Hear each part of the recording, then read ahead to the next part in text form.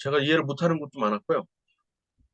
대본을 저는 이제 받았는데, 대본을 보면서도 사실은 그 말하고자 하시는 포인트가 뭔지 잘 못 찍었어요. 그래서 그 여러분들이 다 들으셨을 테니까, 그리고 또 아마 그 문화연수 쪽에는 저보다 훨씬 어, 더 깊으실 테니까, 이렇게 각자 느낀 바를, 강의를 들으면서 느낀 바를 말씀해 주시면 좋을 것 같아요. 일단은 제가 그 만들어 놨던 그거를 이 빈칸 채우기를 한번 해볼게요. 리마인드 할 겸 해서 방금 배우도 사실은 어떻게 정리를 해야 될지 상당히 난감했는데 일단은 그 약간 피상적일 수 있지만 이렇게 말을 해봤어요. 현대의 문화예술이 어떻게 자유의 적들, 뭐 좌파라고 딱 말씀하셨지만 어쨌든 좌파들에게 정치화되어서 혁명의 도구로 사용되고 있는지를 분명히 직시하고 그리고 문화예술을 통해서 대중에게 어떻게 선한 영향력을 행사할 수 있을지 고민해 보자. 이런 뜻에서 이제 김문 대표님께서도 강의를 하신 것 같아요. 김문 대표님 뭐 뮤지컬 그 창작 그런 것도 많이 하시면서 아마 이거를 실제로 하고 계신 분이라서 많이 배울 게 상당히 많을 텐데 일단 강의 형태로 하다 보니까 그게 잘 저한테는 적어도 전달이 잘 안 됐어요. 일단은 뭐 사실 제가 이해하는 선에서만 이 빈칸 태우기를 만들 수밖에 없기 때문에 좀 짧기도 하지만은 좀 가벼워야 되니 한번 해볼게요. 문화란 무엇인지 라틴어 컬투스에서 유래한 문화란 무슨 뜻을 가지고 있죠? 정작 재배, 경작 아니면은 재배죠. 네. 그러니까 영어로 컬티베이션이 이제 여기서 나온 거죠. 컬티베이트하다. 그리고 사실 지난번에 제가 말씀드렸지만은 또 다른 용어가 여기 컬투스에서 비롯되는데 뭔지 아세요? 컬트, 컬트. 그러니까 종교 내지는 우상이라고 할 수 있죠. 우상 내지는 종교. 북한의 김일성 우상화를 컬트라고 하잖아요. 퍼스널리티 컬트라고 하잖아요. 그래서 뭔가를 우상 숭배하는 것도 컬트라 그래요. 상당히 의미하는 바가 많죠. 그것은 여기 또 나오네요. 그것은 인간이 무엇으로부터 분리돼서 자연, 자연, 신, 자연으로 신으로부터 분리돼서 생존을 위해서는 할 수밖에 없는 무엇을 의미해요? 생산이요. 생산. 그렇죠. 생산을 의미한다는 거. 그러니까 문화가 곧 생산이다 이렇게 말씀하세요. 우리 인간이 하는 모든 것, 사실 문화라는 것 자체가 인간이 인위적으로 하는 자연 상태 것과 반대되는, 자연의 것과 반대되는 개념이죠. 대립되는 개념. 그래서 신으로부터 분리되어서, 신으로부터 분리되기 전에는 사실은 문화가 없었다라는 말씀을 하시는 거예요. 문화는 신으로부터 분리돼서 어쩔 수 없이 우리가 땅을 경작하고 재배를 해야 됐기 때문에 만들 수밖에 없었던 생산이다. 이렇게 말씀하셨어요. 곧 문화는 자연 상태의 사물에 인간의 어떤 작용을 가해서 그것을 변화시키거나 아니면은 새롭게 창조해내는 것들을 의미한다고 말씀드렸어요. 사실 뭐 인류 문명 그 자체죠. 인류 문명 그 자체를 문화라고 아주 크게 이제 말씀하신 거예요. 문화는 그렇게 생산과 직결되어 있기 때문에 필연적으로 뭐와 뭐에 대한 투쟁을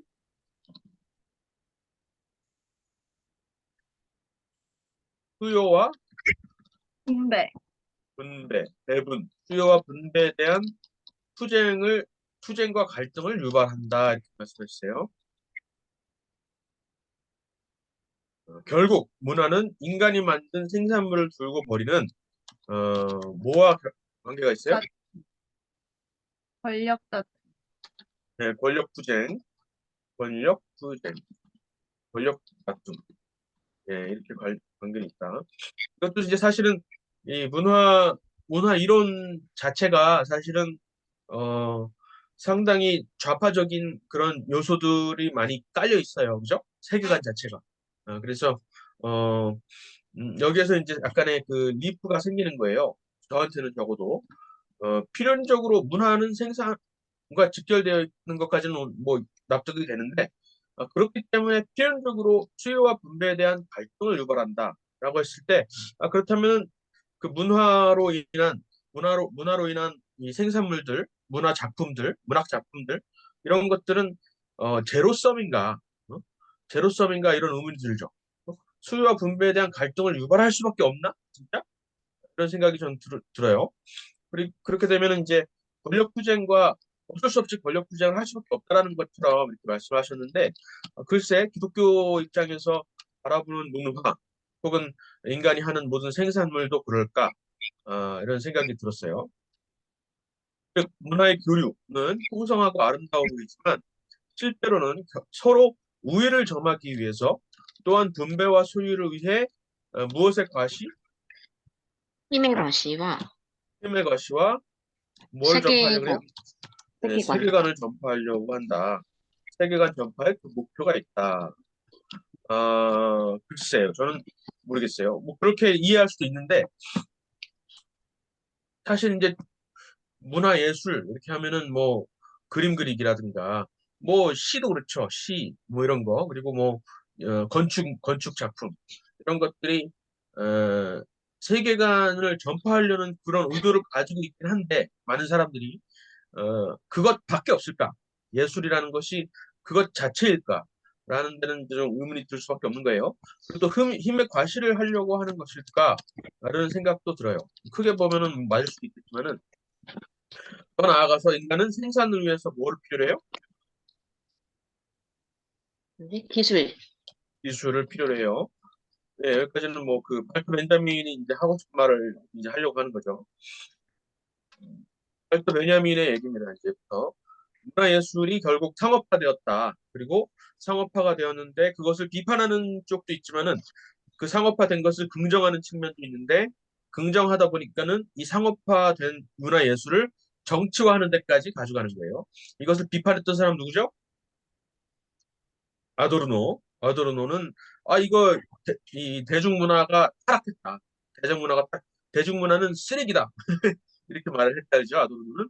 그러면서 대중을 비만하려고 하는 것일 뿐이다라고 말을 했는데 발터 베냐민은 그 좋다. 대중문화는 쓰레기가 아니라 대중문화는 타락했지만은 그 타락한 그 상업화된 것을 우리가 이용해서 사람들을 말 그대로 기만을 하면 된다. 이렇게 말을 하는 거예요. 정치화 시켜서 좌파에게 문화예술이란 인간 개개인의 무엇에 주체가 돼요? 어려운 말 나오죠. 신경 감흥. 신경감, 감흥. 신경감흥. 저희 어머니가 저희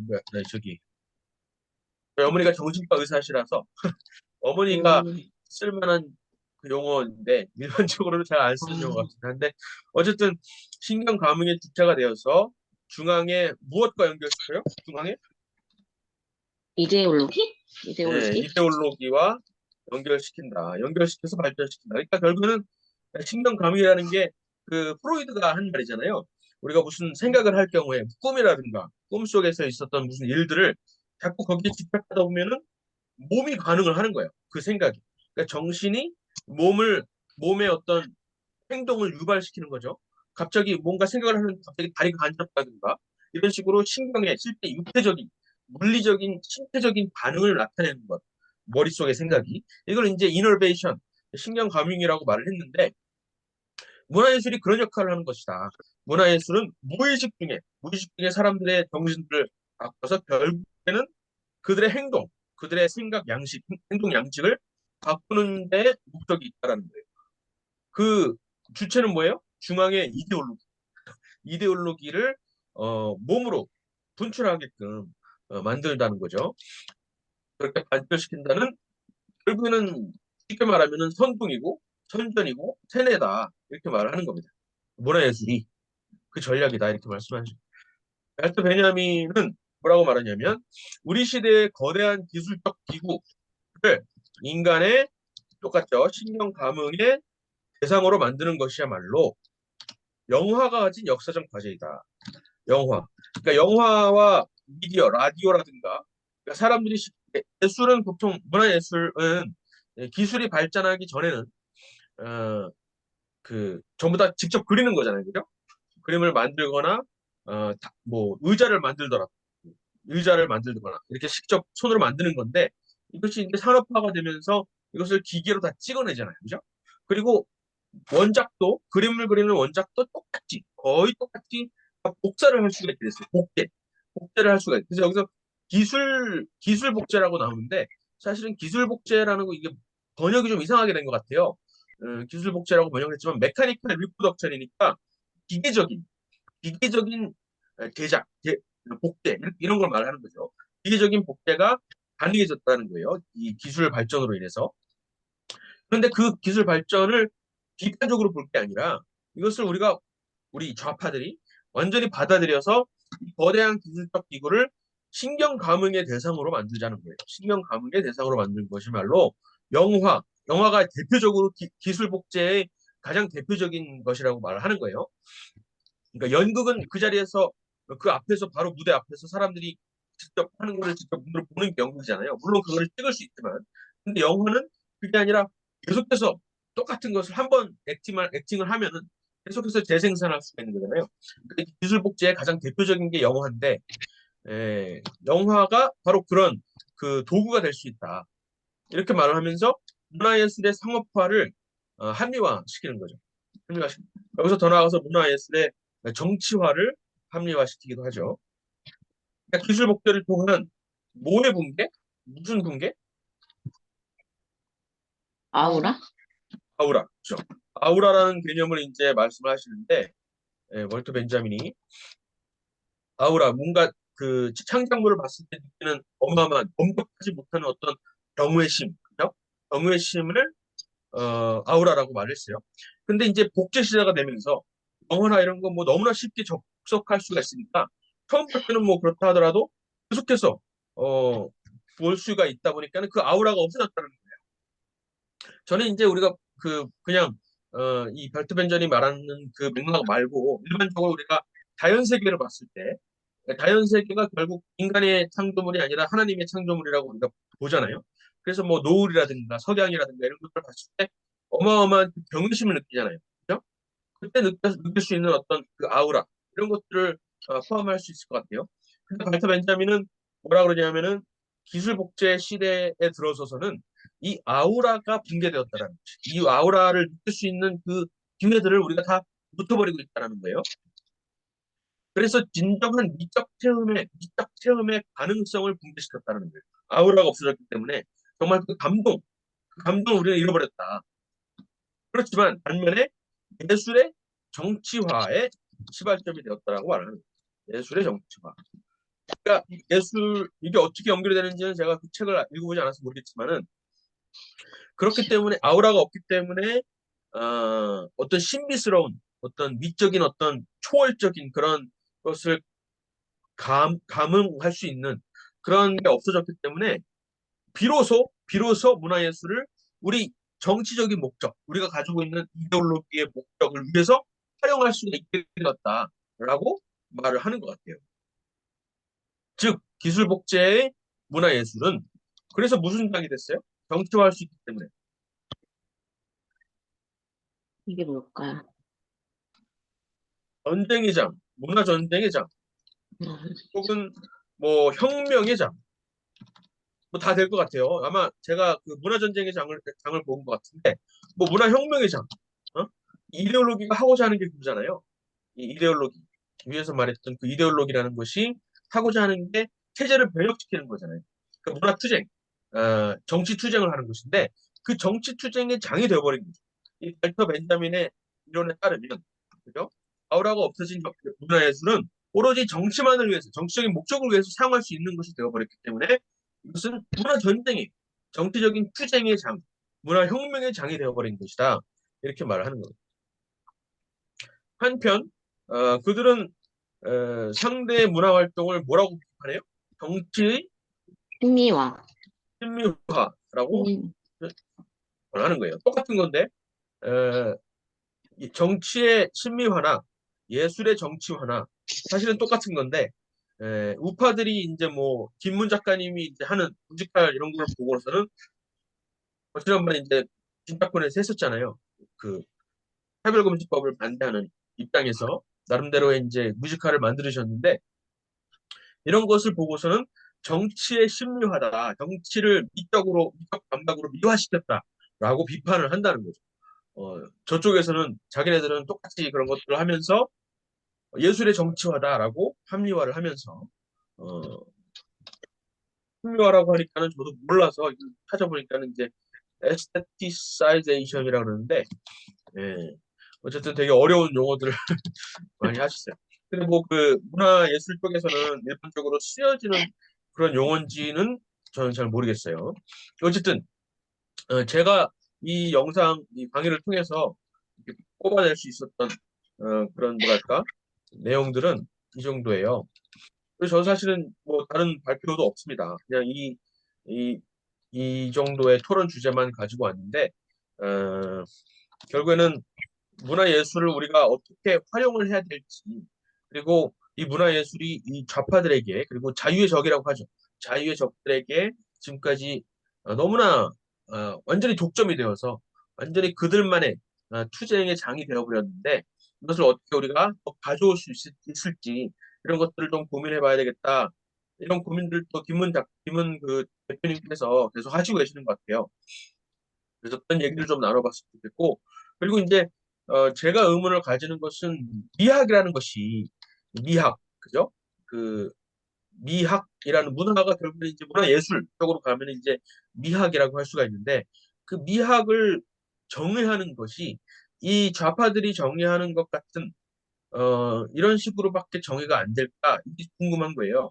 저는 정말 문화예술은 결국 인간의 생산물이기 때문에 결국 권력 투쟁에 어떤 관계가 있는 것인지, 그죠?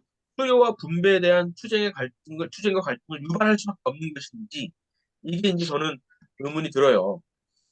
그래서 기독교에서 정말 미를 바라보는 것은 어떤 관점일까? 기독교의 문화관. 기독교는 영화라는 그 매체를 어떻게 바라보고 어떻게 활용할 수 있는 것일까? 아니면은 그냥 이거는 어차피 저쪽으로 넘어간 영역이기 때문에 그냥 배척하거나 신경 쓰지 않거나 해야 되는 것일까? 이게 궁금한 거예요. 그럼 한번 이거 토론을 해보죠. 제가 뭐 사실 따로 준비할 수 있을 만한 그런 역량이 없어요. 그래서 어, 첫 번째 질문이라기보다는 여러분이 한번 생각을 듣고 싶어요. 이 토론 주제 말고 여러분이 생각하기에 이 발터 베냐민이나 아도르노나 이 일반적으로 문화예술계에서 말하고 있는 그 미학이 우리 기독교인들 혹은 보수주의자들이 가져야 할 그 미학의 관점과 얼마나 다르거나 혹은 비슷한지를 여러분이 한번 자유롭게 얘기를 해주면 좋겠어요. 저를 위해서. 어렵네. 어려워요. 그죠? 네, 어렵. 근데 TV로 넘어가기 전까지, TV나 이런 걸로 넘어가기 전까지는, 미디어로 넘어가기 전까지는 사실 뭐 카톨릭에서 문화를 가지고 있었잖아요. 사실 뭐 카톨릭을 좌파라고 보기엔 좀 어려운데. 그렇죠. 카톨릭, 그렇죠. 종교개혁 전에는 카톨릭이 거의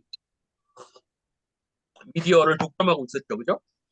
근데 예, 예수님의 모습이라든가 뭐 성모 마리아 상이라든가 이런 거를 다 독점을 하고 문화예술은 곧 카톨릭의 도구였죠. 그죠? 그래서 그게 이제 뭐 사실 진보 좌파까지는 이제 또 아니지 않을까요? 그래서 예술을 꼭 좌파의 것이라고 얘기하기는 어렵지 않을까 싶습니다. 그렇죠. 그렇죠. 저는 이제 이 좌파들의 전유물처럼 지금 보여지고 있고 실제로 그렇게 되고 있지만은 처음부터 그러진 않았다. 그죠? 처음부터 그러진 않았고 기독교적인 어떤 종교적인 어떤 경외심을 일으키기 위한 그죠? 그런 도구로 사용될 수 있다라고 생각을 하시는 거죠. 네. 저도 그렇게 생각해요. 어, 그 성경에서도 예술 문화가 있지 않았나요? 그 이스라엘 백성들도 그 하나님이 그 뭐더라? 성막을 지을 때 되게 디테일하게 하나님이 그 지시를 해주셨는데, 그러니까 막 꽃도 그리고 뭐 새도 있고 이게 되게 그 상징적으로도 그러니까 그 크리에이션에 대한 것들도 상징적으로 이렇게 풀어내고 그리고 그것뿐만 아니라 하나님의 어, 그 프린시플이 뭐지? 원칙들? 원칙들이나 그런 하나님의 세계관이라고 볼 수 있죠. 그런 것들을 네. 이렇게 풀어서 성막을 지으라는 그런 되게 디테일한 인스트럭션이 있었잖아요. 예. 그래서 그 이스라엘 백성들도 그 브살렐이라는 그 예술가가 있었고 그리고 예. 음악도 있었고 다윗도 시를 만드는 데에서 그러니까 아픔이나 뭐 그런 기쁨이나 하나님에 대한 성령님과의 그런 하나님과의 교제 이런 것들을 노래로 다 풀었고 그래서 네, 그게 그 맞아요.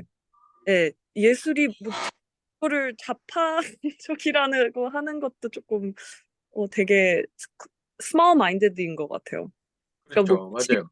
요즘에는 어 그렇게 그러니까 뭐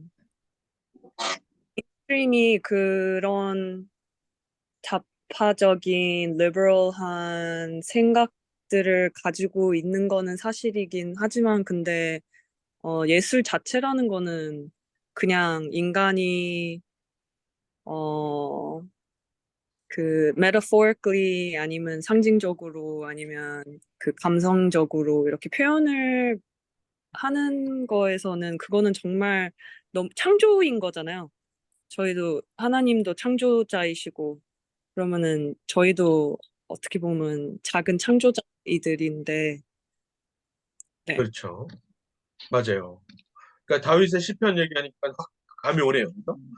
음악 같은 것도 다 예술 작품인데 그것을 통해서 하나님을 찬양하고 성맞고 어마어마하게 디테일한 요소들, 두 명의 디자이너들한테 특별히 영감을 주셔가지고 그 사막에서 아무것도 없는데 그 실 같은 거를 다 뽑아서 그냥 어마어마하게 정교하게 만들어내는 것을 보면 다 예술 작품인데 그런데 이 김문 대표님께서 이 강의에서 말씀하시는 그 문화는 곧 생산이고 문화는 곧 생산이고 생산은 생산물이기 때문에 한정적이기 때문에 결국에는 투쟁과 갈등을 유발시킬 수밖에 없다. 수요와 분배의 문제를 일으켜서 투쟁과 갈등을 유발시킬 수밖에 없다라고 말하는 데가 제가 이제 의문점이 드는 거예요. 왜 이렇게밖에 해석을 할 수가 없을까? 그러면 이런 틀에서 이런 프레임에서 우리가 벗어나야 되는 거 아닐까 이렇게 생각을 하는 거예요. 그러려면 어떻게 될까? 황선호님, 네. 뭐, 별건 아니지만 제 생각을 좀 말씀을 드리면은, 저는 결국에 크리스천의 문화 예술관, 이런 거는, 상대주의와 절대주의가 또 말해주지 않나, 이런 생각을 하는데, 이 문화 안에서 이제 가장 문제가 되는 게 문화 상대주의. 그게 이제 문제가 되는데, 문화 상대주의를 정의를 하기로 저는 이 세상에 창조자란 저는 하나님밖에 없다라고 저는 생각을 하거든요. 그래서 근데 문화 상대주의는 이 모두가 다 창조자가 되는 모두가 다 기준이 돼버리고 근데 이제 절대주의는 오직 하나님만이 기준이고 하나님만이 창조자죠. 그러면 우리 크리스천이 가져야 할 문화예술관은 무엇이냐 생각을 해봤을 때 우리는 창조자가 아니라 하나님이 먼저 창조하신 것을 전달하는 전달자가 아닌가. 저는 그렇게 정리를 좀 했습니다. 네, 제가 그, 제가 존경하는 한 선교사님이 저한테 해주신 말씀이 어떻게 보면 지금 또 생각이 나는데, 이제, 어, 제가 이제 책을 쓰기 전에 그 한 선교사님한테 어떻게 해야 좋은 책을 쓸 수 있습니까? 제가 여쭤봤는데 하시는 말씀이 책은 이미 하늘에 있다. 이렇게 말씀을 하시는 거예요. 그래서 이제 이미 하늘에 있는 책을 내가 전달하는 것이지 내가 책을 창조하는 것이 아니다. 아무튼 그래서 창조자와 전달자를 우리가 구분을 하면서 우리는 전달자로서의 문화예술을 하는 것이 이 보수주의자의 또 크리에이션의 문화예술이 아닐까. 이렇게 일단 저는 생각을 전합니다. 네, 아주 중요한 말씀하셨어요. 창조의 근원은 하나님이시고, 우리가 물론 창조주를 닮았지만, 우리가 만들어내는 모든 문화 작품들, 이런 것들은 결국 하나님의 창조성을 비추는 것, 그죠? 하나님의 창조성을 비추고 그것을 전달하는 그런 것이 되어야 한다. 이렇게 정리가 될 것 같아요. 맞아요. 그런 것 같아요. 또 누가 말씀하시죠? 그러니까는 김문 대표님께서는 이제 대중문화 자체를 이제 현대의 대중문화 자체를 약간의 비판적으로 바라보기 위해서 혹은 바라보는 관점에서 이제 이런 것들을 정리를 하셨기 때문에 이제 이렇게 나온 것 같아요. 그래서 문화는 생산물이다. 여기까지는 괜찮을 수 있는데 굳이 꼭 소유와 분배에 대한 문제를 야기하고 투쟁과 갈등을 유발하는 것은 아닌 것 같다는 거예요. 그러니까 그것이 권력 투쟁의 장으로 문화 예술을 그렇게 제로섬 게임으로 이렇게 생각하는 것은 저쪽의 프레임이다라고 이제 생각이 들어요. 오히려 기독교인의 문화라 함은 하나님의 창조물을 비추는 것, 세상의 다른 사람들한테 우리의 표현 방식대로 이렇게 비춰주는 것, 이런 것이 아닐까 싶고, 다윗의 시편이나 아니면은 그 성막이나, 그리고 또 C.S. 루이스의 그 나니아 연대기, 이런 거, 어마어마한 창작물이잖아요. 근데 그것을 통해서 결국 기독교 세계관을 어, 내뿜으려고 어린아이들에게 내뿜으려고 시도를 했던 것이고, 그리고 뭐 그 반지의 제왕 같이, 물론 반지의 제왕도 기독교적인 어떤 그런 의도를 가지고 있었다라고 말을 하지만은, 그렇게 말하면은 이제 그 J.R.R. 톨킨스는 반대를 하겠죠. 나는 그런 적 없어, 이렇게 말할 텐데, 어쨌든 우리도 카톨릭이었고 어쨌든 그런 세계관이 뿜어져 나오잖아요. 그런 것들을 통해서 어, 그런 것들을 하기 위한 문화가 아닐까, 이런 생각을 또 해봤어요. 음.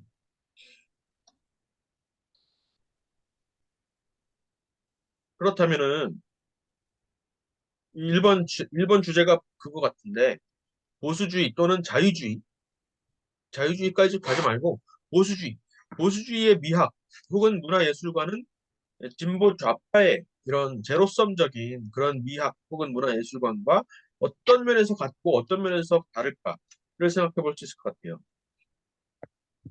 저는 제가 잘 모르겠지만은 그 이게 다 인간이 만들어내는 인간의 생산이라는 데 있어서는 비슷할 것 같아요. 인간이 생산하는 것이다. 그런데 다른 거는 이제 막 확실히 어, 어, 보수주의자는 인간이 글로 표현할 수 없는, 그죠? 모든 것이 다 글로 표현될 수는 없는 것이기 때문에, 그죠? 우리 인간의 감각이라든가 어렴풋이 알고 있는 그 세계, 미지의 세계를 어, 예술로 이렇게 표현하는 데 있지 않나 싶어요. 그렇기 때문에 그것은 꼭 수요와 분배의 문제에 연관되는 것이 아니고, 꼭 수요와 분배에 연관되는 게 아니고, 투쟁을 유발하는 것도 아니고, 단지 어떤 초월적인 어떤 존재에 대한, 그것이 꼭 신이 아니더라도 말로 다 표현하지 못하는 어떤 심오한 어떤 그 서블라임이라고 그러죠. 서블라임, 숭고함을 표현하는 것이 아닐까, 이렇게 생각을 했었어요. 그러니까 에드먼드 버르크가 저기 보수주의자의 아버지잖아요. 보수주의의 아버지. 근데 버르크가 사실은 그 보수주의라는 말도 쓰지 않았을 뿐더러 프랑스 혁명에 대한 기사를 쓰기 전에 원래는 미학에 대한 책을 썼어요. 에스테틱스. 그래서 그 미학에 대해서 어떻게 정리를 하냐면은 숭고함이라는 표현 아시죠? 서블라임. 그러니까 뭔가 아주 망망한 바다를 바라봤을 때 우리가 느끼는 아름답다, 이게 아니라 두렵다, 무섭다. 어? 신이라는 존재를 생각할 때 우리가 두렵다. 정말 코를 바닥에 대고서는 엎드려서 경배하지 않을 수가 없는 그런 범접하지 못한 어마어마한 이런 존재를 바라봤을 때 그 느낌하고, 무언가를 아름다운 것을 봤을 때, 그 꽃 한 송이를 봤을 때 느끼는 그 아름답다라는 감정하고 똑같은 근원이 있다라는 것이에요. 그게 이제 에드먼드 브루크의 그 미학론인데, 보수주의 적으로 이제 미학을 봤을 때도 그런 것 같아요. 하나님이나 혹은 하나님이 아니더라도 자연 그 자체, 자연을 봤을 때 우리가 느낄 수 있는 어마어마한 그 아름다움도 있지만은 사실은 그 두려움, 오가 있잖아요. AWE, 오, 경외함, 경외스러운 게 경외라는 게 두렵단 말이잖아요. 그 두려움을 어, 미 미학으로 예술로 이렇게 표현하는 게 아닐까 이렇게 생각을 했었어요. 그렇게 생각해요. 정혜민님. 네. 근데 아니, 다은이가 뭐 하고 싶은 얘기 손 들었는데, 아, 그랬구나. 네. 네, 제가 차례를 기다리고 있었습니다. 근데 혹시 제 지하철이라 잘 들리시나요? 네, 네. 들립니다. 아, 예. 저는 그 김문 대표님이 말하고자 하는 포인트를 생각을 해봤는데, 그러니까 김문 대표님이 비판하는 포인트는 이 막시스트들이 주장을 하는 어떤 문화에 대한 개념이 되게 좁다. 그러니까 그 사람들은 문화를 어, 그러니까 김문 대표님이 이렇게 지적을 하셨거든요. 그러니까 그 마르크스는 상부구조, 하부주의 이렇게 이분법적으로 나눴는데 이 이분법적이라는 게 상당히 많이 간과되었다. 그러니까 음, 그거는 좀 정확하지 않았다. 이렇게 이야기를 하셨고 그리고 음, 그거랑 연결지어서 이 좌파들은 그 음, 문화라는 것을 상부구조를 차지한 그런 사람들이 만들어내는 거다. 그래서 상부구조가 문화를 통해 하부구조를 지배한다. 뭐 이런 식으로 음, 마크시스트들의 어떤 문화관을 설명하신 것 같아요. 근데 음, 김문 대표님이 얘기하시기를 그 문화라는 거는 생산이기 때문에 사실 하부 구조에서도 그 문화가 생산이 되는데 마크시스트들은 상부 구조에서만 문화가 생산된다라고 하면서 그 문화에 대한 전체적인 개념을 좁혀서 설명한다. 음, 뭐 이제 그래서 어, 이 마크시스트들의 그 문화에 대한 관점이 너무 좁다, 너무 음, 축소시켰다. 이제 음, 이렇게 비판을 하시고 그래서 그분은 문화라는 거를 더 넓혀서 상부구조, 하부구조 이렇게 이분법적으로 볼 게 아니라 전체 사회 정체가 생산하고 또 뭐 그런 기술과 관련된 거기 때문에 음. 어, 문화를 좀 넓은 관점에서 봐야 한다. 이제 이게 예. 김문 대표님의 논점이었던 것 같아요. 아, 오케이, 오케이. 근데 네, 근데 저는 이제 거기까지는 이해가 됐는데 응, 그래서 그 관점이 우리가 논의하는 거에 있어서 보수주의적 관점에 있어서 어떤 도움이 되는가?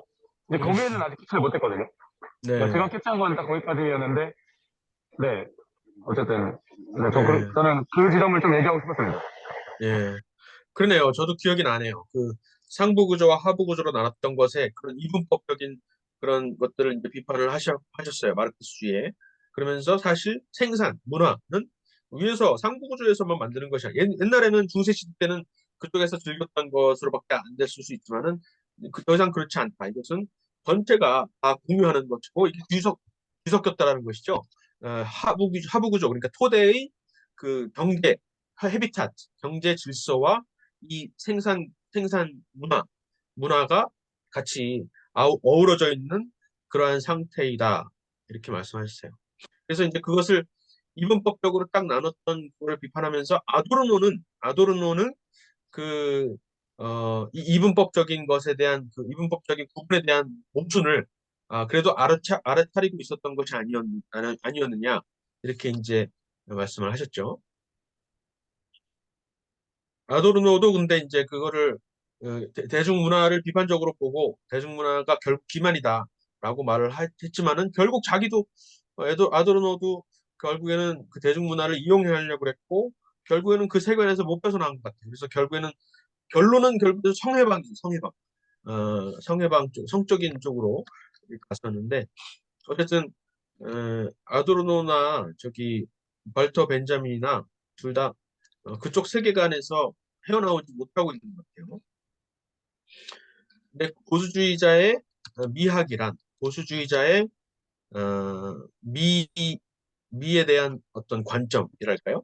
그것은 결국 창조주를 빼놓고 생각할 수 없는 것이겠다라는 생각이 들었어요. 창조주에 대한 경외심, 두려움, 그런 것들을 빼놓고는 설명할 수가 없다 이렇게 생각이 들어요. 그리고 하나 한마디 더 하면 네. 그 저는 또 그렇게 생각해요. 결국에는 보수주의가 예술을 통해서 드러내고자 하는 목표가 있고 또 이 진보 좌파가 예술을 통해서 드러내고자 하는 목표가 있는데 저는 그 음, 목표에서 차이가 있는 게 아닌가. 그래서 음, 물론 하나님의 어떤 그런 것을 드러내고자 하는 뭐 그것에도 차이가 있겠지만 추구하는 가치 자체가 보수주의 같은 경우에는 어떤 가족의 행복함과 음, 어, 어떤 이게 어떤 어려움 속에서도 역경 속에서도 개인의 음, 독립성과 자주성을 바탕으로 음, 승리하고 이런 것들을 뭐 보여준다고 한다면 네, 근데 이제 그 진보자파나 사회주의 같은 경우에는 결국엔 아무리 개인이 성공을 하려고 해도 사회 자체가 뭐 억압적이기 때문에 사회 구조를 깨부수지 못하면 개인이 성공하지 못하고 음, 그래서 뭐, 뭐 그런 얘기를 한다던가 오징어 게임처럼 그렇게 뭐 평등이니 뭐니 이런 이데올로기를 전파시킨다던가 그런 식으로 어, 어, 좀그 추구하는 방향 자체가 네, 그쵸. 성경적인 가치관들을 그 이야기를 하느냐 그 진보자파는 좀 그거에 반대해서 자기들의 막시즘적인 그런 것들을 강요하려고 하느냐 그러니까 네. 뭘 드러내고자 하느냐 그 알맹이 자체가 좀 다른 게 아닌가 또 이런 생각도 듭니다.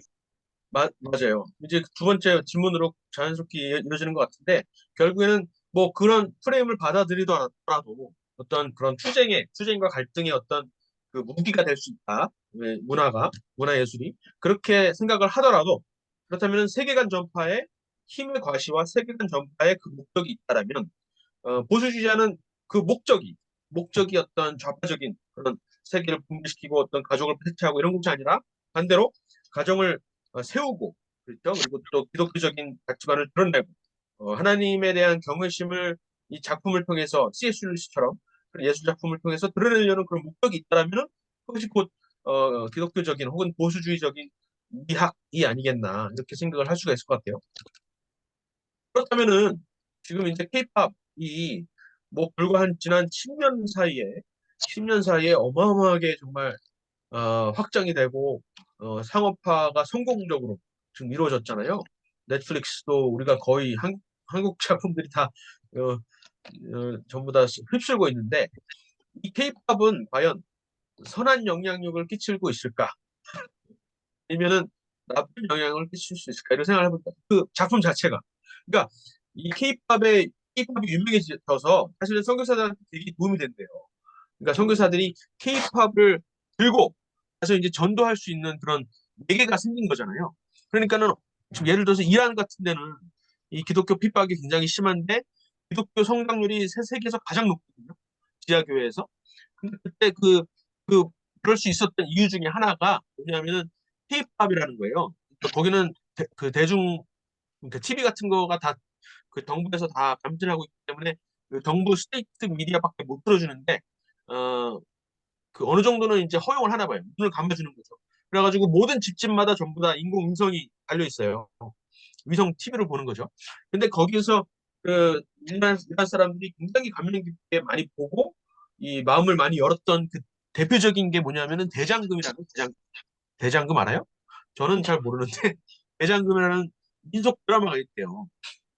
근데 그거를 보고 이 주인공이 여자잖아요. 주인공이 여자인데 나름대로의 그 요리 실력을 발휘해서 막 궁중에서 나름대로 이 이름을 내고 또 뭐 신분 상승을 하고 뭐 이런 거잖아요. 이제 그런 걸 보고 그 이슬람 무슬림 사회에서 억압돼 있는 여성들이 어마어마한 위로를 받는다는 거예요.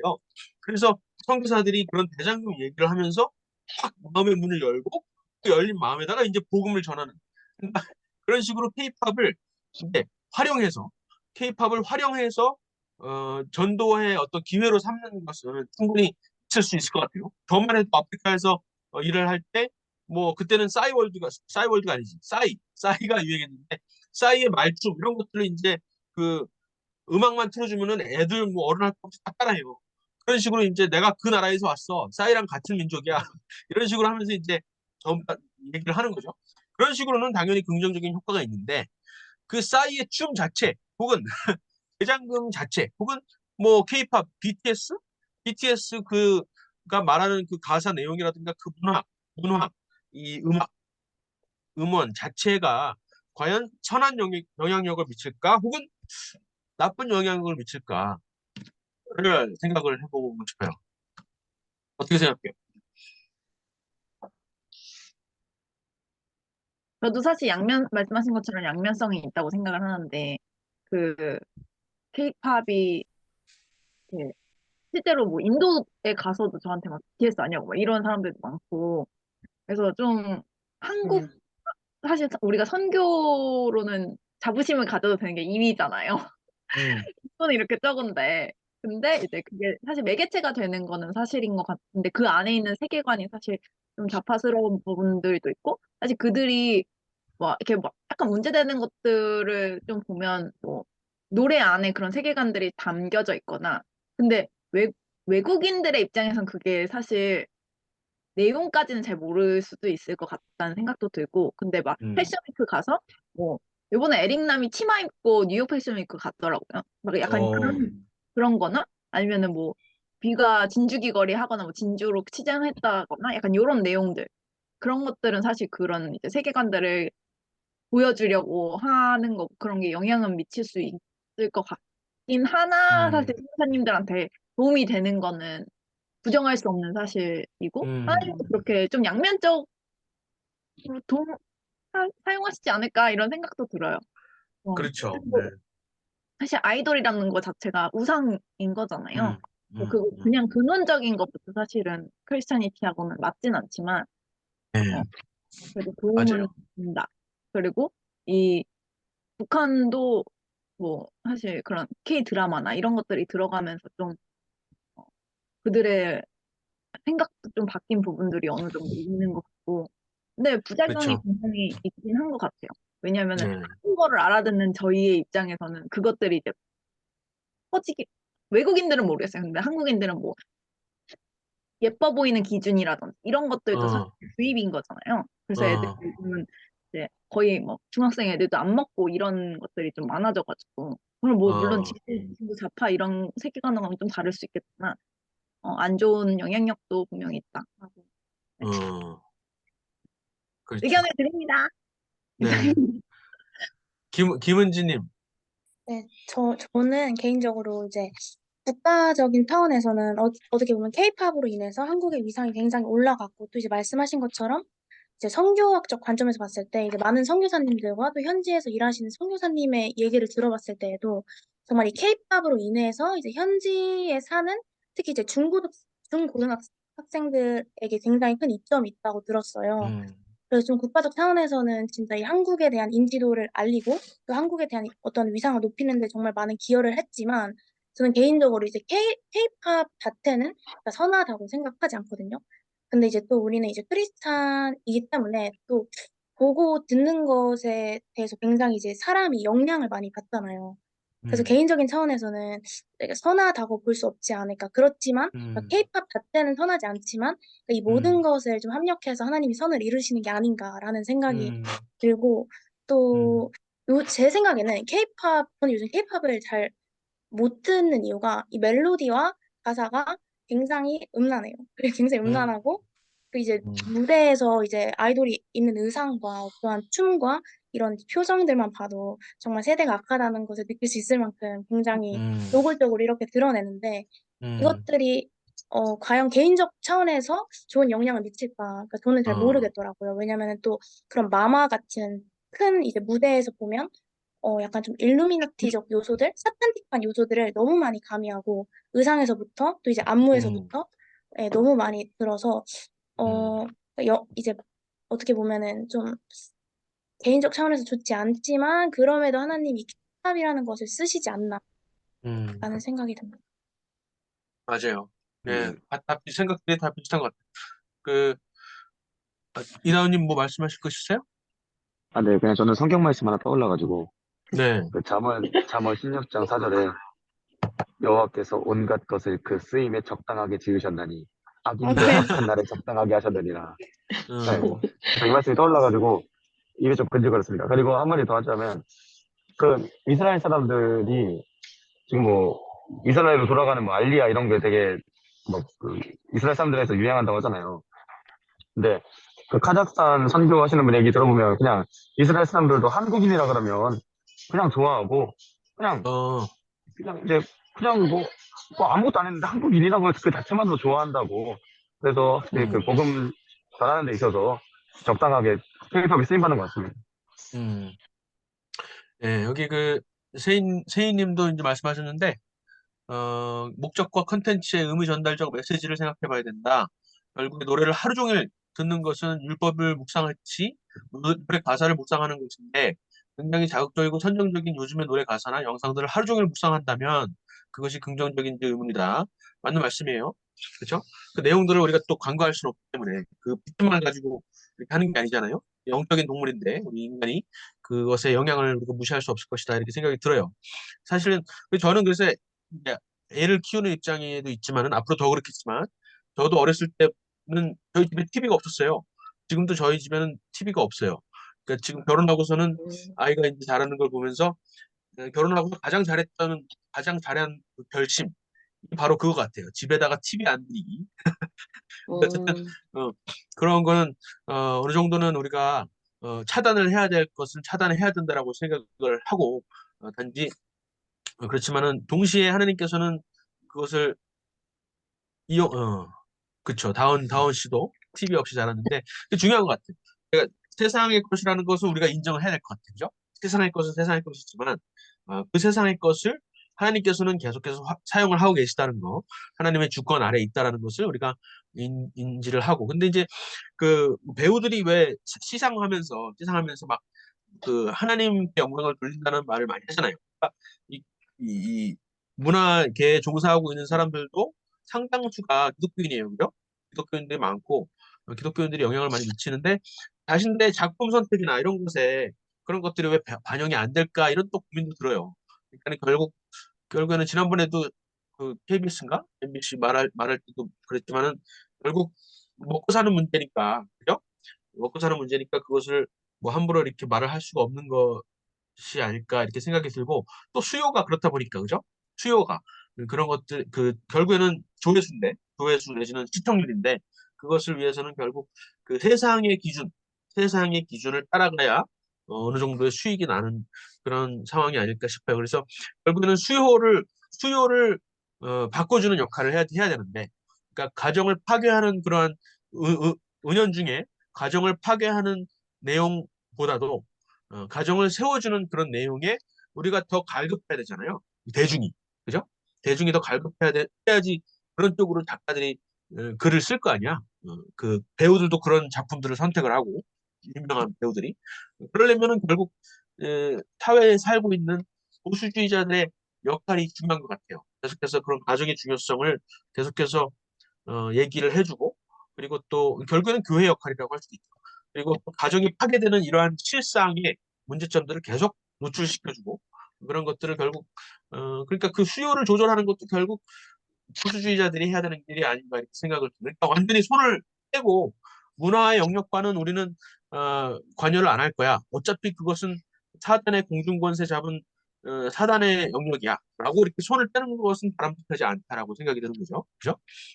어느 정도는 항상 감시하고 항상 어떻게 보면 너무 꼰대스러워질 수밖에 없어 그냥 어떻게 보면 기독교가 너무 꼰대스러워질 수밖에 없는 게 있는데 기독교뿐만 아니라 보수주의자들이 그렇지만은 항상 그렇게 비판적으로 이렇게 시각을 가지고 있는 게 중요하다는 생각이 들어요.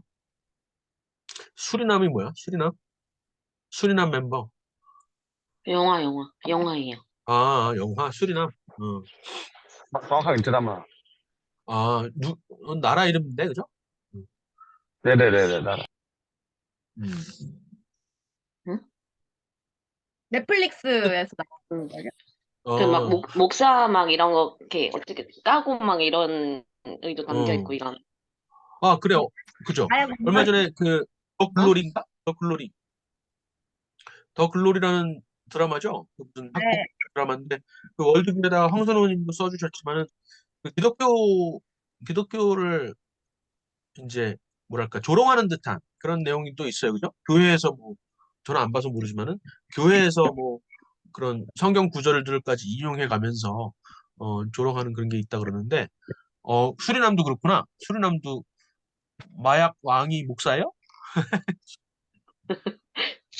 요즘 다 아, 마약하고 연결해지죠? 어, 그렇구나. 근데 그러니까 원래는 그런 트로키 실화로는 마약 그걸 실화를 바탕으로 했는데 원래는 아, 트로키를 묵사로 아, 어, 그러니까 참 그런 조롱하는 요소들이 있어요. 그죠? 뭐 사실 모든 작품에서 그런 요소들을 빼낼 수 있을 정도로 그런 게 만연해. 만연해. 그런 것들을 지적해주는 게 필요하다는 거죠. 그렇다고 그래가지고 이제 그 안에서 하는 배우들, 예를 들어서 뭐 그 더 글로리 송혜교라든가 이런 사람들이 신앙이나 어떤 그 신앙관이라든가 이런 걸 모르잖아요. 뭐 알 수도 있지만은 그러니까 그런 작품을 찍었다 그래가지고 그 사람들의 문제가 있는 것은 아닐 수도 있다. 그렇죠? 거기 그냥 그 연예계 자체에 몸담고 있는 것이 문제지. 그 사람들의 신앙이나 이런 것들을 그런 사람들이 나와가지고 갑자기 하나님께 영광 돌린다고 이렇게 말을 해버리면 또 혼란이 오잖아요. 그렇죠? 그런 것을 이렇게 딱 이렇게 연관지어서 생각할 수는 없겠다 이런 생각이 들어요. 글쎄 이한이가 이번에 뭐 반등 그 링크도 올려주셨지만은 대표님이 아주 아주 신앙이 그렇게 좋은 줄 몰랐어요. 이한이 예, 예. 글쎄 네, 제가 그런 거 네 네, 말씀하세요. 네, 말해요. 제 질문이 하나 있는데 좀 약간 번외 질문일 수 있긴 한데 사실 이제 저희 같은 경우에는 진짜 하나님의 은혜로 이런 기독교적 세계관에 대한 어떠한 이런 것을 깨달아서 좀 분별할 수 있는 어떻게 보면 네, 지혜가 이렇게 정말 선물로 주어졌지만 이제 연예계 같은 경우를 보면은 정말 하나님을 신실하게 믿고 진실하게 하나님을 사랑하는 기독교인들이 정말 뭐랄까 반기독교적 요소가 들어가 있는 영화나 드라마나 이런 매체들을 많이 찍고 촬영을 하잖아요.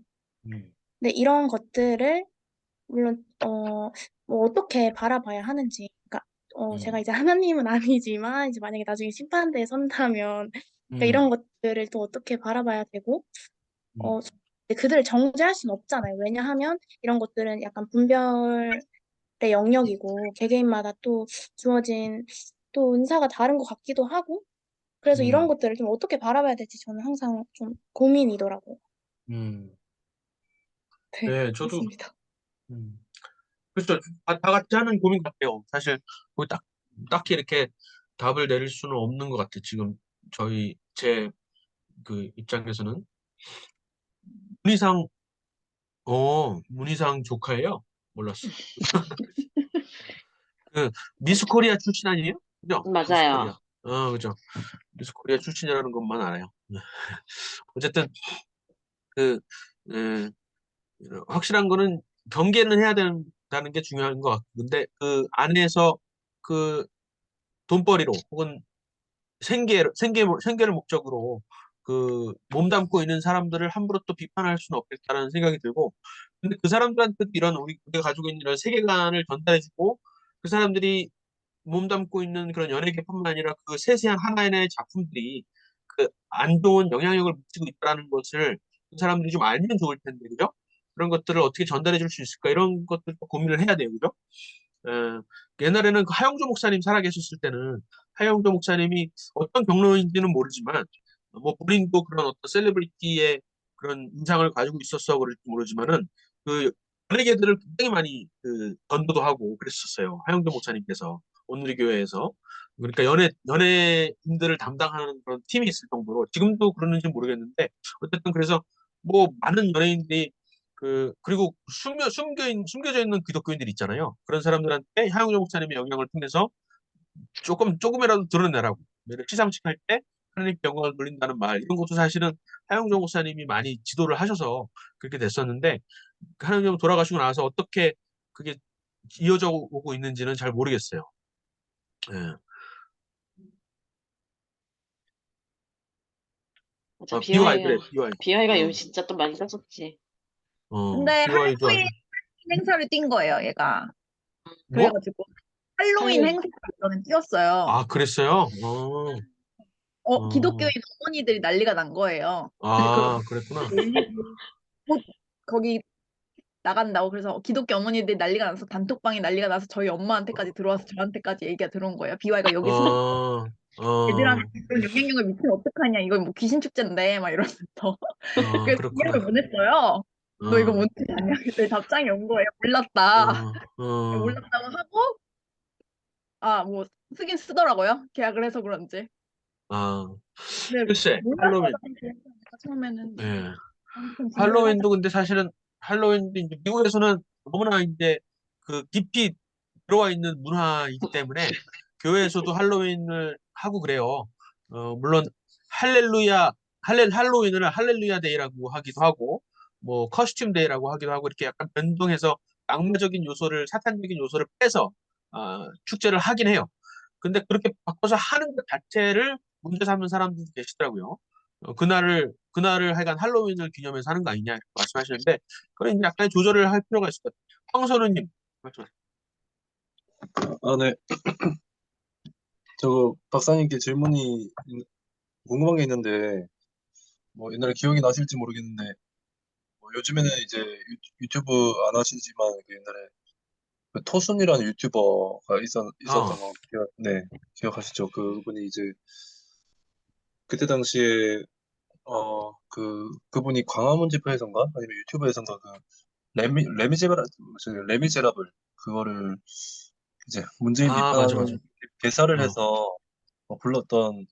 근데 그거를 가지고 이제 그 변희재 씨 같은 경우는 어, 레미제라블이 프랑스 혁명을 이제 배경으로 해서 하는 음, 그런 노래인데 이런 좌파적인 노래를 개사를 했다고 해서 왜 부르냐 이런 식으로 이제 말을 하더라고요. 저는 거기에 동의를 하진 않아요. 이제 아무리 뭐 배경이 그렇다 해도 뭐 그런 어쨌든 노래 자체가 좋고 그거를 이제 음, 가지고 와서 우리 걸로 이렇게 바꾸면 되는 부분도 사실 많이 있으니까. 음. 근데 이제 박사님도 그때 당시에 어 그런 글을 아마 썼던 걸로 기억을 합니다. 그래서 변희재 씨 그 팬들 사이에서 좀 이렇게 비판이 있었던 걸로 기억하는데 네. 그 그렇게 이제 좌파적인 예술을 뭐 우리가 가지고 와서 활용을 하는 부분들 그리고 음, 그런 것들을 좀 어떻게 생각하시는지 음. 궁금합니다. 글쎄, 저는 이제 그러니까 레미제라블에 나오는 그 주제곡은 사실은 뭐 레미제라블 자체가 프랑스 혁명 이후에 나온 그런 그 파리 혁명이나 이런 것을 배경으로 하지만은 빅토르 휴고가 쓴 소설이잖아요. 그죠? 빅토르 휴고가 쓴 소설이고 그리고 그 음악은 더 나중에 뮤지컬을 만들면서 나온 것이기 때문에 그것이 꼭 그 프랑스 혁명 자체를 뜻하는 것 같지는 않기 때문에 문제가 된다고 생각을 하진 않았었어요. 근데 예를 들어서 그 임을 위한 행진곡의 멜로디가 어떻게 되는지 모르지만은 그런 멜로디를 가져다가 우리가 가져다 쓴다 그랬을 때 그런 거는 문제가 되지 않을까 싶어요. 그러니까는 결국에는 어느 정도 강대 차이일 수도 있는데 딱 그렇게 클리어 컷하게 딱 나눠지는 것 같지는 않아요. 그런데 임을 위한 행진곡을 우리가 과연 가져다 쓸 수 있을까?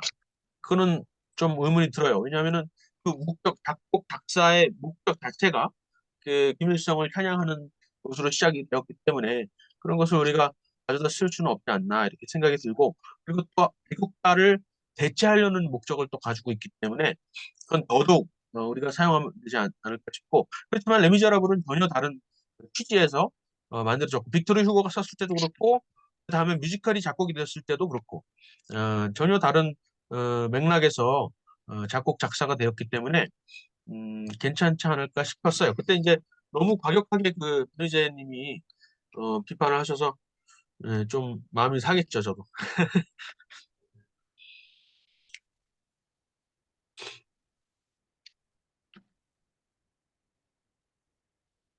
근데 결국에는 저는 뭐 돈 문제인 것 같아요. 그러니까 돈이 있는 크리스찬들이 또 실력 있는 사람들이 예, 배우들은 뭐 쓰기만 하면 되는 거니까 돈만 주면 되는 음, 거니까 예, 결국엔 이돈 있는 사람들이 그 하나님의 마음대로 이렇게 하면 더 좋은 드라마, 더 멋진 드라마, 더 감동적인 거 만들 수 있을 텐데 예, 대한민국의 돈줄을 다 쥐고 있는 사람들이 그런 좌익 세력이다 보니까 음, 수리남, 뭐 더글로리 이런 드라마들이 계속 나오는 게 아닐까 그렇게 맞아요. 생각을 합니다. 그러니까 참 이게 근데 사실 그것도 우리나라 수리남에 대해서 잠깐 얘기하면 지금 문학에는 원래 기획 단계가 특히 드라마는 한 3년 전부터 기획하고 아무리 빨라도 2년이거든요. 네, 그래서 그게 트렌드가 있어요. 그래서 헐리우드 같은 경우도 화이트워싱을 해오다가 이제 PC 유행하고 그러면서 되게 한참 블랙워싱이 유행이었잖아요. 근데 그게 지금 반기독교적 코드를 넣어야만 편성도 되고 수상도 할 수 있는 단계로 넘어왔어요. 그게 완전히 노골적으로 된 상황이고 우리끼리 얘기지만 막 음모론적인 게 아니라 뭐 박사님 미국에 계셔서 아시겠지만 미국의 글로벌리스트들이 분명히 존재하거든요. 그거를 무슨 뭐 666과 연결해가지고 음모론적 막 종말론적 시각으로 보는 사람들도 있지만 저는 그런 주장을 하는 게 아니고 존재하는 걸 존재한다고 말하는 거예요, 그냥. 그리고 그 세력들이 문화계를 잡고 있어요, 미국 문화계도. 그러니까 예를 들면 이게 그러니까 저는 사실 사단의 적그리스도가 나타나는 길에 되게 여러 가지 길로 준비하고 있잖아요. 우리도 여러 가지로 준비하듯이 저들도 여러 가지로 준비하고 있고 우리 같은 경우는 우리 특히 바로서다 지금 이 임원들 같은 경우는 제가 조평세 박사님을 이사님을 모신 이유도 그렇고 단지 보수주의자기 때문에 이사로 모신 거나 우리 애들을 이 토론 리더 교육도 아무나 들어오게 못하고 임원단만 하는 이유는 제일 핵심들은 서로 솔직하게 이런 이야기를 할 수 있어야 되기 때문이거든요. 만약에 우리가 대중적으로 이제 바로서다 일기 아카데미를 모집을 해요, 줌으로. 그럼 이런 얘기까지는 못 할 수도 있어요. 다 이제 들은 사람들이 밖에 나가서 뭐, 쟤네 이러더라, 이런 얘기도 하더라, 뭐 이렇게 얘기할 수 있잖아요. 근데 솔직히 얘기하면은 일루미나티라든지 뭐 프리메이슨이라든지 글로벌리스트들 어쨌든 총칭해서 글로벌리스트라고 부른다면 그들이 문화계를 쥐고 있는 건 맞고 그 오컬트적인 것들이나 사탄교라든지 이런 게 미국은 정식 종교거든요. 우리나라는 당연히 그게 아니지만 미국은 정식 종교고 그리고 뭐 박사님 너무 잘 아시겠지만 미국의 언론들 특히 뉴스 언론들도 마찬가지고 다 그쪽에 잡고 있어요. 그래서 제가 몇 군데 빼고는 트럼프 사태 때도 봐서 알겠지만은 그 모든 게 하나거든요.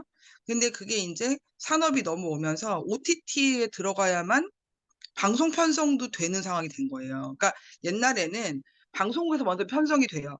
그리고 OTT에 팔려요. 어떤 산업 구조로 가는지 아시겠어요? 근데 이제는 OTT를 먼저 물어야 방송국 편성도 잡혀요. 거꾸로가 된 거예요. 그러니까 외주 제작이 공영방송 3사의 제작 환경을 압도하다 보니까 공영방송 3사에서 드라마 PD들이 드라마를 주도적으로 만드는 게 아니에요, 지금은. 그러니까 그런 구도가 되다 보니까 다시 말해서 OTT 시장에서 그 메인이라고 할 수 있는 게 넷플릭스, 디즈니 플러스, 애플 플러스잖아요. 그러니까 그 드라마 제작비의 규모가 10배로 뛰었어요. 10배로. 진짜 옛날에 드라마 정말 뭐 100억짜리 드라마 이러면은 진짜 초대형이었어요. 진짜 막 보통 드라마 하나 찍는데 편당 1억 잡았었어요. 옛날에는 제가 드라마 공부하고 이럴 때 진짜 편당 1억, 20억이면 20부작 나왔거든요. 근데 지금 같은 경우는 기본이 200억이에요. 기본이 200억. 많이 쓰면은 400억까지 쓴단 말이에요. 그러니까 이걸 안 따라갈 수가 없는데 그, 그 미국의 문화 시장을 주도하고 있는 그들은 굉장히 정확한 의도를 갖고 있는 거죠. 즉, 사탄 숭배적 요소, 오컬트적 요소라든지 걔네들 아까 권세인 형제님이 쓴 것처럼 음악에서 음악에서 그런 쪽으로 들어가는 거 되게 맞고요. 어떤 식으로 생산이 되냐면은 예를 들어 이데올로기적 선봉장 역할을 한 감독이 있어요. 그러면 걔네들을 썬댄스 영화제 같은 아주 유명한 단표 독립영화제에서 상을 타게 해요. 그러면 헐리우드로 진출할 수 있거든요. 약간 이런 것처럼 BTS도 그런 경우라고 볼 수 있어요. 피땀 눈물 같은 경우에는 사실 그쪽으로 입문하기 위한 서약 같은 뮤직비디오예요. 그러니까 이게 어떤 구도를 보면은 예를 들면 이런 거예요. 음, 아이돌 음악이 있어요. 아이돌 음악 특히 이제 SM 계열에서 레드벨벳 같은 경우 뭐 피카브 이런 노래도 마찬가지고 어 예를 들면 이런 거예요. 무대에서 추는 춤은 그렇게까지 오컬트적이지 않아요. 왜냐면 한국 음악 방송에 나가야 되니까. 그쵸? 근데 뮤비에는 그런 요소를 다 집어넣는단 말이에요. 그러니까 이 음악을 하루 종일 듣게 되면은 그 영이 들어가게 돼 있어요. 예, 진짜 중요한 건 그런 거고. 그리고 이제 크리스찬인, 어, 연예인들은 이런 걸 잘 모르죠. 잘 모르고 노골적으로 하나님을 뭐 욕한다든지 막 이런 정도가 아니고 묻어 있는 정도는 잘 모르는 것 같아요. 사실 연예인들은 공부를 그렇게 많이 한 사람도 아니고 예체능계잖아요, 보통. 이제 뭐 학벌이 뛰어난 사람이 연예인 되는 경우도 있지만 그런 경우 많이 없기 때문에 특히 이론에 되게 약해요, 연예인들은. 그리고 감성을 되게 발달시키기 때문에 연예인들 설득하는 거는 되게 감성적으로 해야 되거든요. 근데 그 우리나라 좌파들도 마찬가지고 저쪽 사람들은 되게 그런 걸 잘해요. 진짜 막 끈끈한 선후배 관계, 인간관계, 그리고 문화계라는 게 방송국 공채를 제외하고는 다 인맥으로 채용이 돼요. 하다못해 작가만, 방송 3사만 해도 작가는 공채가 아니거든요. 그러니까 나영석 사단에 이정우 작가 밑에 새끼 작가들이 전부 다 먹는 거예요. 그냥 예를 들면 이런 식인 거예요. 그러니까 그 업계에서 살아남기 위해서는 그들이 원하는 좌파적 요소를 쓰지 않으면 안 되는 그런 상황이 되는 그런 상황에서 이제는 PC주의를 통해서 뭐 성소수자를 한다든지 뭐 흑인 뭐 블랙 라이브스 매터 운동과 같이 블랙워싱을 한다든지 이런 단계에서 노골적인 반기독교적 성향, 노골적인 그거를 이제 문화 헤게모니를 가져왔다라는 걸 증명하는 거기도 하고 사실은 원래 아까 이제 제가 좀 약기운이 돌아오고 어지러워가지고 말을 못했는데 당연히 중세시대 문화 헤게모니 이론을 아도르노랑 걔네들이 만든 이유가 뭐냐면 기독교가 구교 신교 합쳐서 2000년이잖아요, 유럽에서. 기독교가 문화 헤게모니를 갖고 있기 때문에 진지전을 통해서 문화 헤게모니를 가져오자라는 이론이었던 거예요. 예를 들면. 그러니까 저는 사실 김문 대표님 강의는 이제 못 들었는데 지금 그 말씀은 당연히 문화는 사상이나 신앙을 전파하는 매우 훌륭한 도구죠. 그래서 2000년 동안 문화가 기독교 또 카톨릭이나 기독교의 되게 중요한 도구였죠. 신앙을 고취시키고 하는 되게 중요한 도구였고 그리고 종교개혁 이전에는 성도들이 성경을 못 읽었잖아요. 그러니까 성경의 주요 내용을 성도들에게 교육하는 되게 중요한 도구였어요. 그래서 부활절에 칸타타를 하는 거예요. 이해하시죠? 칸타타에는 줄거리가 담겨 있어요. 그리고 크리스마스 때 성극 같은 것들도 다 그런 의도, 그러니까 종교성을 종교성을 고취시키고 성경의 내용을 교육하는 그건 되게 중요한 기능들을 많이 갖고 있었죠. 그런 상황에서 문화를 이렇게 뺏겼다라는 거는 역설적으로 그런 거다. 문화계를 저의 결론은 그거예요. 여태까지 여러분이 말씀하신 거 다 동의하고 우리는 문화계를 위해서 기도해야 되고 그래서 그 부문화계에 침투해야 되는 사람들을 길러내야 된다. 그게 바로 우리 바로서다의 목적 세 가지 중에 하나잖아요. 근데 문화계에 부르심받은 청년들이면 당연히 영적으로 컨트롤하면서 그걸 접근하는 게 맞기 때문에 거꾸로 말하면 자기가 어느 정도 영적 상황에 훈련되기 전에 내가 문화사역자가 아닌 상황에서는 저는 일단 대중문화를 일시적으로 금식하면서 영적인 거에 집중하는 게 필요하다고 생각해요. 되게 중요한 거라고 생각하고 그래서 내가 그 영에 지배당하지 않고 그 영을 통제할 수 있을 때 음악을 들어야 돼요. 근데 지금 참 진퇴양난이라고 볼 수 있는 게 뭐냐면은 기획이나 문화예술은 도제식이잖아요, 사실. 이론으로만 배울 수가 없잖아요. 내가 그 기능을 수행해야 되기 때문에 해봐야지만 늘거든요. 근데 할 기회가 다 저쪽에 있잖아요. 그죠? 그리고 저기는 되게 발달이 돼 있어요. 옛날에는 교회 문화가 세상 문화보다 더 앞섰었거든요. 근데 지금은 교회 문화가 세상 문화보다 엄청나게 뒤떨어져 있기 때문에 우리가 2030 세대를 전도라도 하려면은 걔네들이 평소에 듣고 접하는 문화 수준에 비슷하게는 우리가 만들어야지 전도 컨텐츠로라도 갈 수 있는 그런 상황이잖아요. 압도하기 위한 컨텐츠라기보다 따라가는 것도 지금 되게 버거운 상황이거든요, 현실적으로. 그러면 문화는 또 문화를 공부를 하려면 그걸 듣고 봐야 돼요. 예. 하다못해 촬영을 하려고 해도 촬영을 해놓은 좋은 컨텐츠를 보면서 카메라의 각도라든지 컬러감이라든지 그 느낌, 감각이기 때문에 그 감각이 올라올 때까지 계속 반복해서 수행을 해야지만 내 감이 늘어나면서 그렇게 배운 상태에서 그게 굉장히 오랫동안 되어야지만 내가 창작했을 때 뭔가 다른 사람과 차별성이 주어지는 거거든요. 근데 그런 문화 활동을 하기 위해서 이거를 듣고 공부해야 되는데 애들이 영적으로 약하다 보니까 거기에 눌려버리는. 그래서 굉장히 힘들고 크리스찬 예술 특히 크리스찬 연예인들이 정말 마귀 역사에 많이 눌려서 정신병 진짜 많이 걸리고요. 마약에도 쉽게 빠지고 그게 다 마귀 역사들이 굉장히 강력한. 근데 어떻게 보면은 진짜 영적 전쟁의 최전방이 우리가 내건 정치, 언론, 문화계 아닌가라는 생각하고 그 중에서 가장 물질적으로 더티한 영역이 사실은 문학이죠.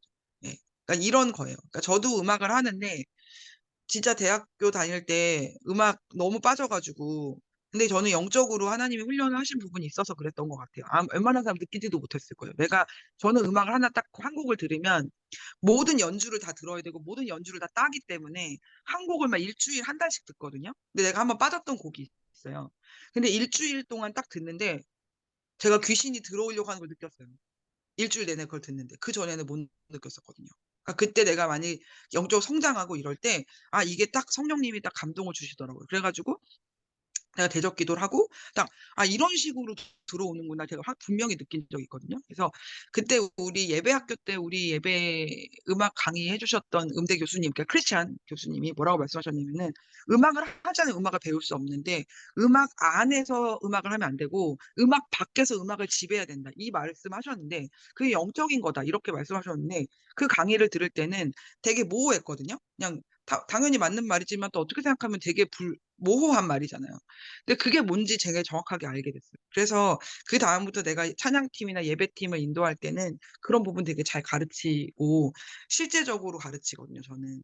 그래서 정말 중요한 거는 여러분이 영적으로 정말 영감, 영분별 은사가 있어요. 영분별 은사를 받기 위해서 좀 사모해야 된다고 생각해요, 지금 이 시대에는. 그리고 특히 우리 리더들은 정말 성령을 사모하고 말씀의 깊이, 그리고 우리가 지성에 바로 서자라고 했잖아요. 근데 우리 조평세 박사님 같은 훌륭한 스승이 있으니까 토론 리더 교육 끝나도 조평세 박사님 책으로도 북스터디를 해도 좋을 것 같고 정말 배워야 돼요. 우리가 말씀으로도 깊이가 있어야 되고 그 말씀을 세상에 나가서 전해야 되기 때문에 성경 용어를 쓰지 않고도 사람들을 설득할 수 있는 그런 지성을 갖춰야 되고 내용을 알아야지만 그 내용이 어느 정도 통달해야지만 적용해서 응용해서 문화 콘텐츠로 녹여낼 수 있거든요.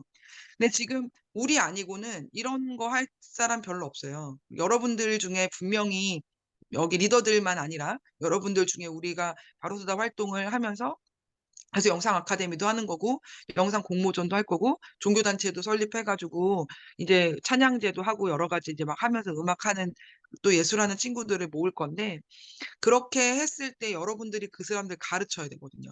특히 예술하는 애들은 진짜 말씀의 깊이 잘 몰라요. 공부하는 거 별로 안 좋아하고, 예, 특히 뭐 사상 철학 이러면 머리 아파하고 듣기도 싫어하고.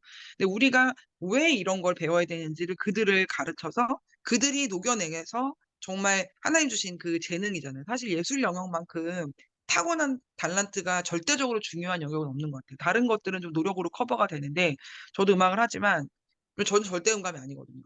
절대 음감 타고난 애는 어떻게 당연할 수가 없는 거예요, 그냥. 나는 막 음을 쑤셔서 이렇게 해야 되는데 들리는 순간 개 이름으로 들려버린 애들 있단 말이에요. 그거는 타고난 거잖아요.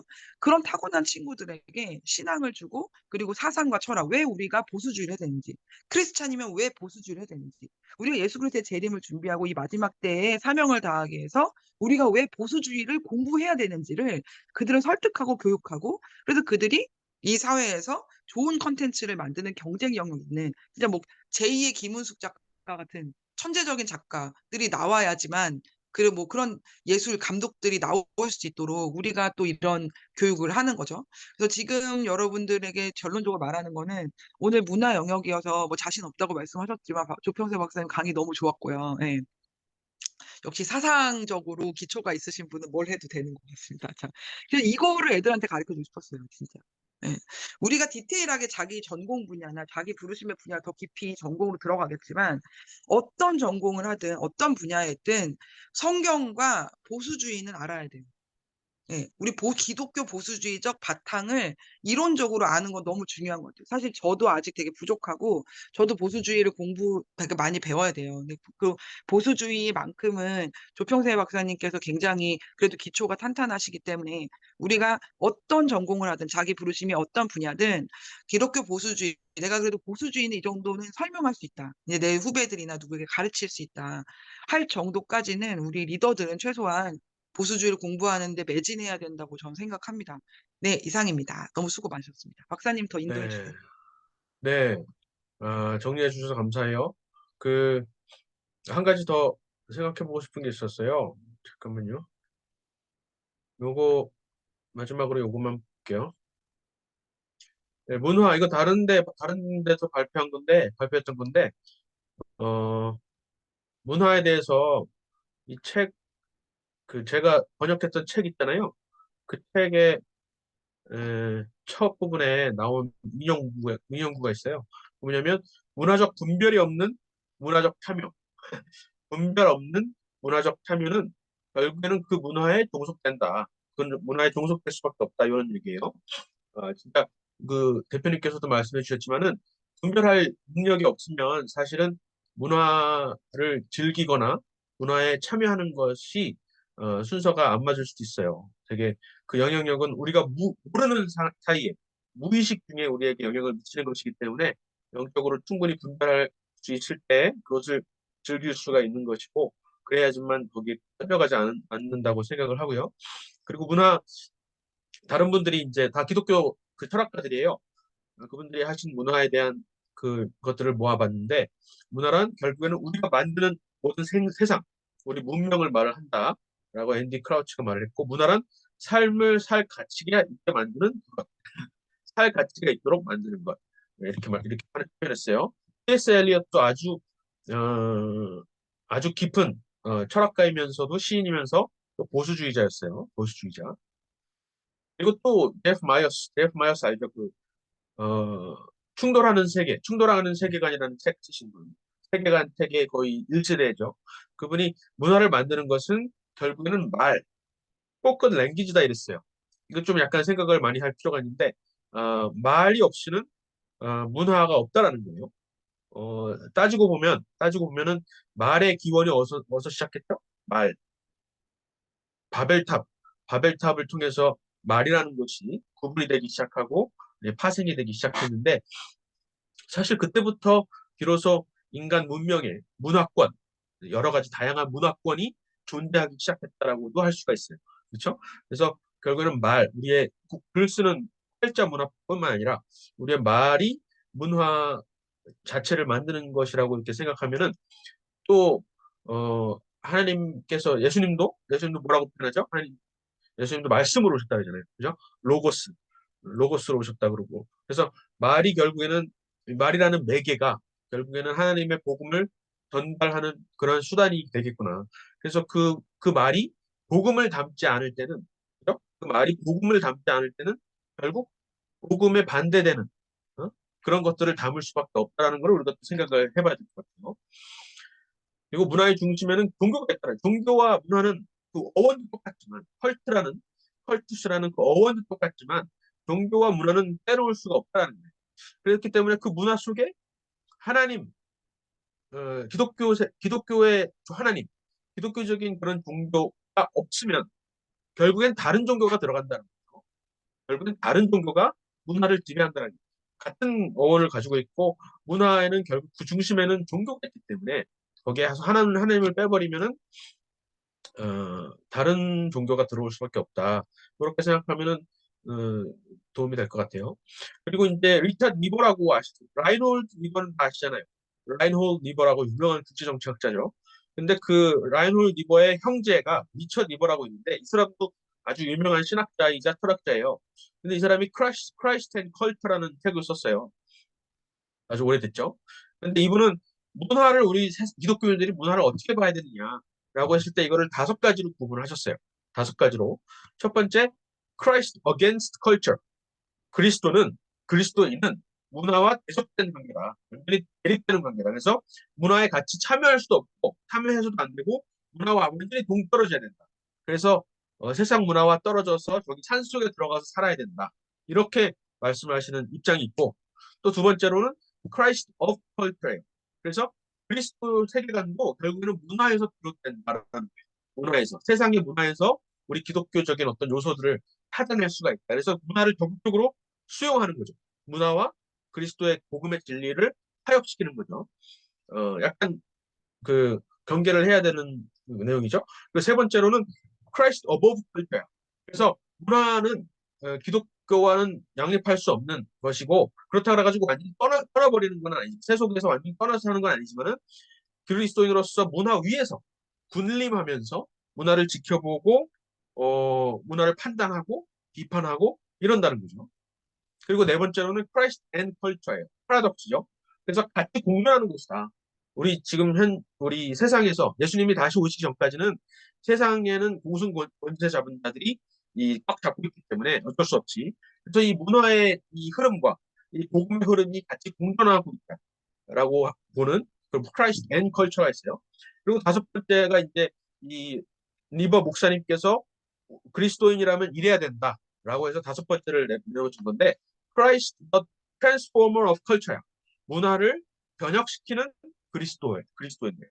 문화도 변혁시키는 완전히 사단한테 잡혀 있는 것이라고 그냥 방기해버리고 제쳐놓는 것이 아니라 같이 그냥 평행하되 그 사이사이에서 건져내올 수 있는, 그 문화의 소용돌이 속에서 건져내올 수 있는 사람들만 건져내서 방주로 그냥 우리 그 교회 안으로 끌어들이는 정도가 아니라, 교회가, 그리스도가, 그리스도인들이 문화에 영향을 미쳐서 문화를 변혁시켜야 된다라고 주장을 하는 거죠. 사실은 이게 시대에 따라서 이 니버 목사님께서는 그 당시에 이게 쓰신 게 이제 40년대, 50년대 책인데, 그때 당시에는 이제 Transforming Christ, Culture Transforming Christ를 이제 주장하는 게 맞았을 수도 있어요.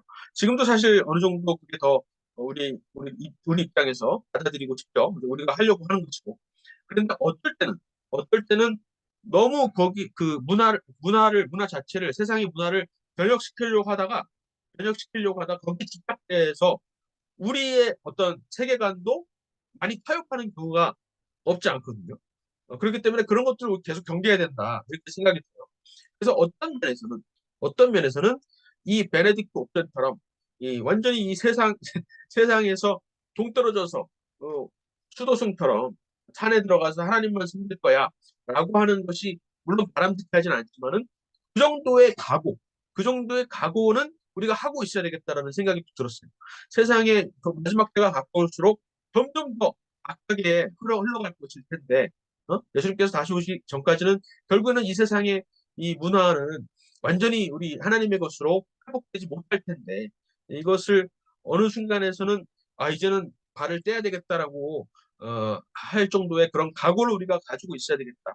왜냐하면 우리는 이 세상과는 완전히 구별된 삶을 살아야 되기 때문에 그런 거죠. 그래서 이 다섯 가지의 어떤 태도 중에서 딱 한 가지가 옳다라고 하기보다는 이 다섯 가지의 관점이 있구나라고 우리가 생각하고, 어떤 때에 따라서 또 시대에 따라서 또 부르심에 따라서, 그죠? 각자의 부르심이 다르잖아요.